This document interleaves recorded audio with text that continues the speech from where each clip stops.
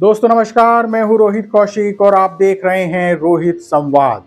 दोस्तों, गुरुवार को बहन मायावती ने लखनऊ में एक बड़ी रैली कर यह दिखा दिया कि वे एक बार फिर सक्रिय होने जा रही हैं। लेकिन क्या बहन मायावती जी की यह सक्रियता उत्तर प्रदेश में बहुजन समाज पार्टी को फिर से खड़ा कर पाएगी? बहुजन समाज पार्टी के संस्थापक कांशी राम के परिनिर्वाण दिवस के अवसर पर लखनऊ स्थित कांशीराम स्थल पर महारैली को संबोधित करते हुए बहन मायावती ने समाजवादी पार्टी और कांग्रेस पर हमला बोला तथा भारतीय जनता पार्टी की प्रशंसा की। उन्होंने अपने कार्यकर्ताओं में यह कहकर जोश भरा कि 2027 में हमें 5वीं बार बहुजन समाज पार्टी की सरकार बनानी है। मायावती ने मंच से कार्यकर्ताओं की प्रशंसा करते हुए कहा कि रैली में उमड़ी भीड़ को अन्य दलों की तरह दिहाड़ी देकर नहीं लाया गया है। ये खुद चलकर यहाँ आए हैं और वो भी अपने खून पसीने की कमाई से। सवाल यह है कि बहन मायावती जी इस रैली में भारतीय जनता पार्टी की योगी सरकार की प्रशंसा कर क्या साबित करना चाहती हैं? बहन मायावती ने इस रैली में कहा कि मैं उत्तर प्रदेश सरकार की आभारी हूं। भारतीय जनता पार्टी सरकार ने कांशीराम पार्क और अंबेडकर पार्क में आने वाले लोगों से मिले टिकटों का पैसा समाजवादी पार्टी सरकार की तरह दबाकर नहीं रखा।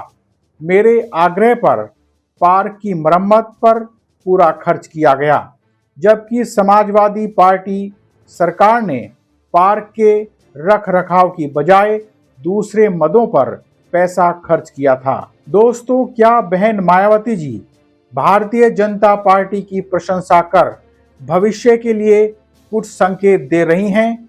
पिछले कुछ समय से मायावती जिस तरह से राजनीति में निष्क्रिय हैं, उससे कई सवाल खड़े होते हैं।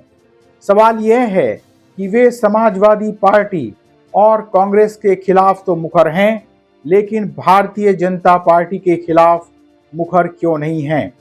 क्या उन्हें भारतीय जनता पार्टी से कोई डर है? क्या उनकी भारतीय जनता पार्टी से कोई गुपचुप सेटिंग हो गई है? आज मायावती जी भारतीय जनता पार्टी की प्रशंसा कर रही हैं, लेकिन उन्हें नहीं दिख रहा है कि दलितों पर अत्याचार बढ़ते जा रहे हैं। हाल ही में उत्तर प्रदेश में एक दलित की पीट पीट कर हत्या कर दी गई। वह दलित सहायता के लिए राहुल गांधी का नाम लेता रहा, लेकिन उसे यह कहकर पीटा जाता रहा कि उत्तर प्रदेश में बाबा का राज है। क्या बाबा के राज में एक दलित को इसी तरह पीटा जाएगा और फिर यह कहा जाएगा कि यहाँ तो बाबा का राज है? क्या मायावती जी को यह नहीं दिख रहा है कि इस दौर में रोजगार का क्या हाल है? बहन मायावती डॉक्टर अंबेडकर के रास्ते पर चलने का दावा करती हैं। सवाल यह है कि क्या मायावती ने अंबेडकर को पढ़ा है? अंबेडकर ने जिन शक्तियों के बारे में बार बार आगाह किया था, आज बहन मायावती उन्हीं शक्तियों के साथ खड़ा होने के लिए आतुर हैं। दोस्तों, क्या बहन मायावती जी सीबीआई और ईडी से डर गई हैं? क्या बहन जी को राहुल गांधी और अखिलेश यादव से सबक नहीं लेना चाहिए, जो बिना डरे हुए लगातार सत्ता से सवाल पूछ रहे हैं? क्या बहन मायावती 2027 में भाजपा के साथ मिलकर सरकार बनाने जा रही हैं? निसंदेह भारतीय राजनीति में बहन मायावती का महत्वपूर्ण स्थान है। उन्होंने बहुजन समाज के लिए कई काम किए हैं। उन्होंने बहुजन समाज को हिम्मत दी और आशा की किरण दिखाई।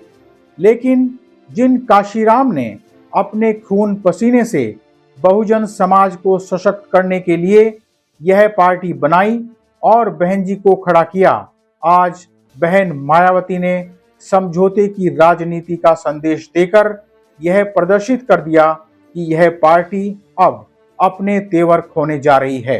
दोस्तों, बहुजन समाज पार्टी को 2007 के उत्तर प्रदेश विधानसभा चुनाव में पूर्ण बहुमत हासिल हुआ था।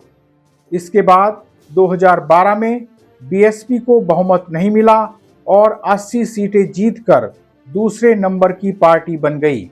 2017 के विधानसभा चुनाव में बीएसपी को मात्र 19 सीटें ही मिली थी। इसके बाद बहुजन समाज पार्टी ने समाजवादी पार्टी से हाथ मिलाया और 2019 के लोकसभा चुनाव में समाजवादी पार्टी और बहुजन समाज पार्टी साथ आ गए थे। 2019 के लोकसभा चुनाव के बाद सपा बसपा का गठबंधन टूट गया था और बहन मायावती ने भविष्य में किसी से कोई गठबंधन न करने की घोषणा कर दी थी। 2022 के उत्तर प्रदेश विधानसभा चुनाव में बहुजन समाज पार्टी को मात्र 1 सीट हासिल हुई थी। यह सही है कि रैली के माध्यम से बहन मायावती ने यह दिखा दिया है कि वे पुनः एक नई ऊर्जा के साथ तैयार हैं, लेकिन यह ऊर्जा सीबीआई और ईडी से बचने और भारतीय जनता पार्टी की सहायता करने में खर्च होगी। सवाल यह है कि इस दौर की राजनीति में विचारधारा और सिद्धांत कहां चले गए हैं।